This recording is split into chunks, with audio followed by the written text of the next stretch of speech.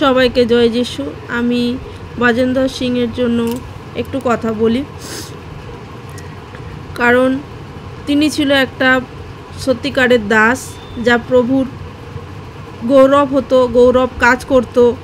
আর প্রভুর অনেক মানুষ তার দ্বারা প্রভুর মহিমা পেয়েছে, অনেক মানুষ সুস্থতা লাভ পেয়েছে, অনেক মানুষ প্রভুকে জানতে পেরেছে, অনেক মানুষ দূর দূরান্ত থেকে মানুষ তার কাছে আসতো, তার ভবিষ্যৎবাণী করত, তার অনলাইনে মানুষদের যাদের প্রার্থনা দিত তারা অনেক সুস্থতা লাভ পেয়েছে। এগুলো কিন্তু ফেক নয়, কারণ প্রভুর আশীর্বাদ দ্বারা যারা প্রভুর সন্তান তারাই জানে যে প্রভুর কতটা আশীর্বাদ আছে।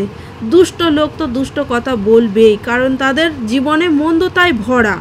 আর যে মেয়ে তার জীবনে যে ছাড়খাড় করে দিল, সে একটুকু ভাবলো না যে তার ছোট ছোট সন্তানরা রয়েছে, তার জীবনে তাদের বাবার প্রয়োজন রয়েছে। যে মেয়ে তার জীবনে সে খারাপ খারাপ কথা বলে, খারাপ উদ্দেশ্য নিয়ে ওখানে যদি যেত, তাহলে সেইটাই তো করলো। সেই যে মেয়ে তার জীবনে এত বড় কথা বলল, যে তার রেপ কেসের কথা বলল, সে যদি তার সেই উদ্দেশ্যই ছিল, তাহলে সে সেখানে যেত কেন?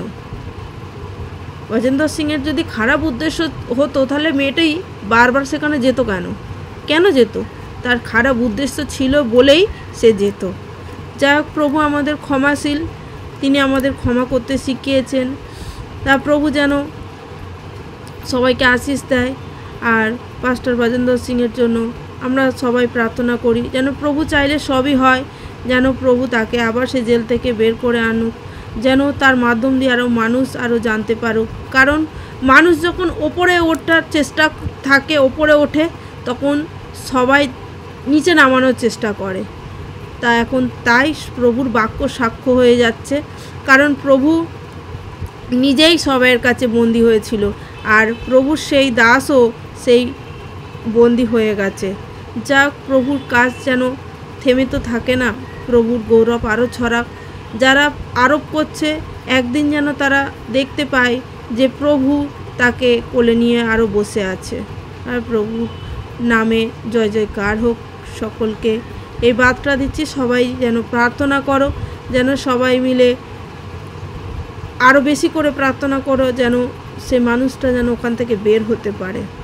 ধন্যবাদ সবাইকে।